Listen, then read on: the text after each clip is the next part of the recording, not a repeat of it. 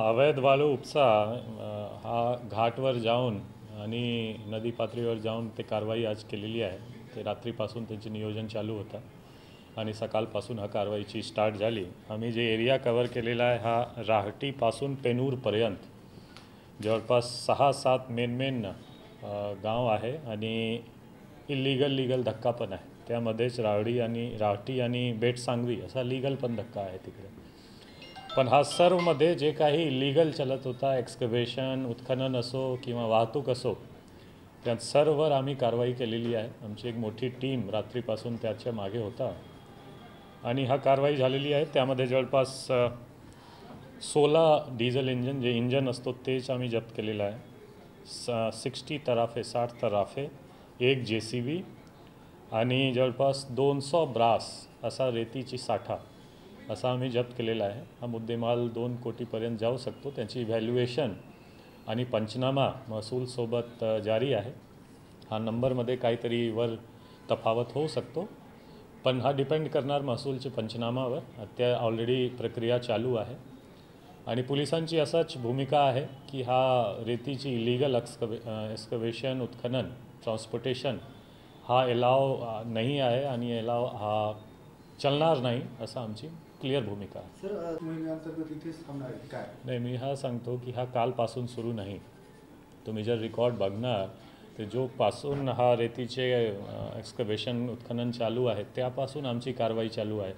जवळपास 4-5 दिवसापूर्वीसुद्धा कुंडलवाडीमध्ये चांगली कारवाई झालेली आहे, ग्रामीणमध्ये कारवाई झालेली आहे, रात्री कॉम्बिंगमध्ये सुद्धा रेतीवर कारवाई झालेली आहे। आजसुद्धा काल रात्री भोकरमध्ये सुद्धा 2 गाडीवर कारवाई झालेली आहे।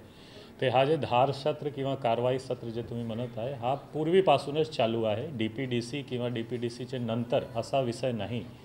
असं काय आहे, सीझन चालू झालेला आहे आणि आत्ता पुढे त्यांची जे प्रमाण आहे अजून वाढणार असा शक्यता आहे। जर आम्ही कारवाई करणार नाही तो हा कारवाईचा सत्र पूर्वीपासूनच चालू आहे आणि यापुढे सुद्धा कारवाई होत राहणार। एकदम क्लिअर इशारा आहे, इशारा काही नवीन मी देणार नाही। एकदम क्लिअर इशारा आहे, जे इलिगल काम आहे रेती एक्सकव्हेशन असो, मुरुम एक्सकव्हेशन असो किंवा जे काही इलिगल काम आहे त्यांच्यावर कारवाई झाली पाहिजे आणि आम्ही जितके शक्य असेल तितके कारवाई करणार। आणि जोनी हा ॲडव्हेंचरमध्ये तुम्ही जर येणार की हा सोपा मीडियम आहे, इझी मीडियम आहे इलिगल मनी अर्निंगसाठी, तर तुम्ही कृपया हापासून लांब राहा, दूर राहा। अदरवाईज पोलिसांची कारवाई तुम्हाला भोगायला लागेल आणि यासाठी आम्ही पूर्णपणे नियोजन करणार। आणि असा मी कमेंट करणार नाही, ते सर्व प्रशासनची एक कंबाईंड जबाबदारी आहे। महसूल, एक्सकव्हेशन, त्याची परवानगी, लायसेन्सिंग, त्यांची एक्सपर्टाईज आहे की कोण घाट कुठे आहे, गट नंबर काय आहे, एक्सकव्हेशनमध्ये काय टर्म्स अँड कंडिशन आहे, हा महसूलची जबाबदारी खरंच आहे। पण तरीसुद्धा तुम्हाला पण माहीत आहे की रेतीची मामलेमध्ये खूप क्रिमिनल्सचा सुद्धा इन्व्हॉल्वमेंट असतो आणि हा एक मोठा क्राईमसुद्धा सेन्सिटिव्ह मटेरियल आहे। त्यामुळे पोलिसांची सुद्धा जबाबदारी आहे आणि आम्ही जे आमची जबाबदारी आहे त्यावर काम करणार। धर्मवाद किंवा जे काही आहे त्यासुद्धा महसूल प्रशासनसोबत आम्ही कोऑर्डिनेट करत आहोत। कंबाईंड पथकसुद्धा बनवण्याची प्रक्रिया चालू आहे आणि त्यांचे सोबत धरून आपण कारवाई करणार। आणि वाहतूकमध्ये किंवा उत्खननमध्ये जे काही मामला जर समोर येईल त्याच्यावर सुद्धा कारवाई आम्ही करणार।